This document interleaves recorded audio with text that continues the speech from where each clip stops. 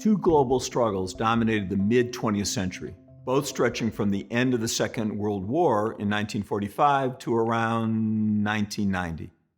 One struggle was the clash between two alliances, one led by the United States and the other by the Soviet Union, in what is known as the Cold War. The other struggle was a conflict between the remaining global empires and their colonized people who were fighting for independence. This is known as decolonization. These two struggles are often studied separately. But the Cold War and decolonization are best understood together, as we can see when we view them through the frames. The United States and Russia were the two principal victors of the Second World War. From one perspective, the Cold War was just a confrontation between these two powerful states, a clash of communities. But the United States and the Soviet Union also had two very different systems of production and distribution. The economy promoted by the United States was capitalist. It relied on a free market with relatively little government oversight. People could exchange goods and services. By contrast, the Soviet Union represented a centralized communist economy in which the government played a very big role. Capitalism and communism each had their own strengths and weaknesses, but they also each had similar needs. And one of those needs was for raw materials.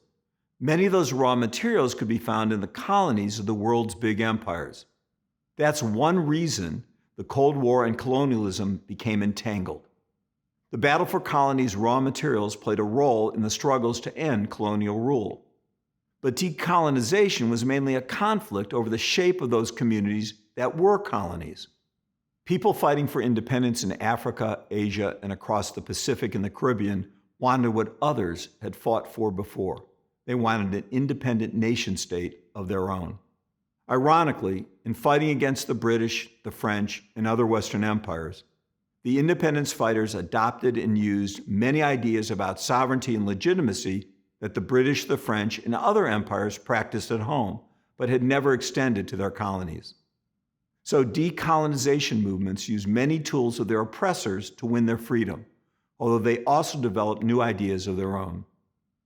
The people fighting for their independence were, in many ways, seeking equality in the world of nation-states.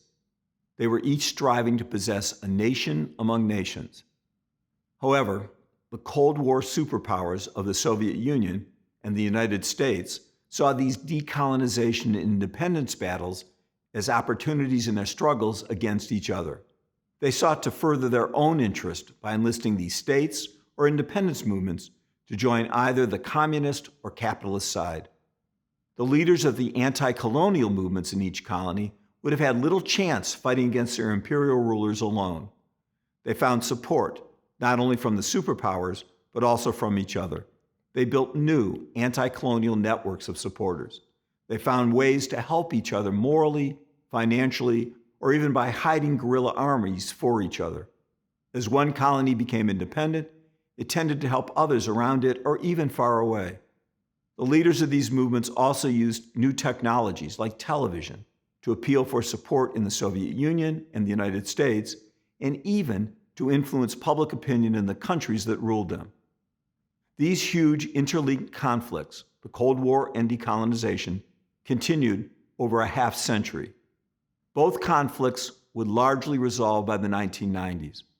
The colonies in Africa, Asia, the Caribbean, and elsewhere almost all achieved political independence.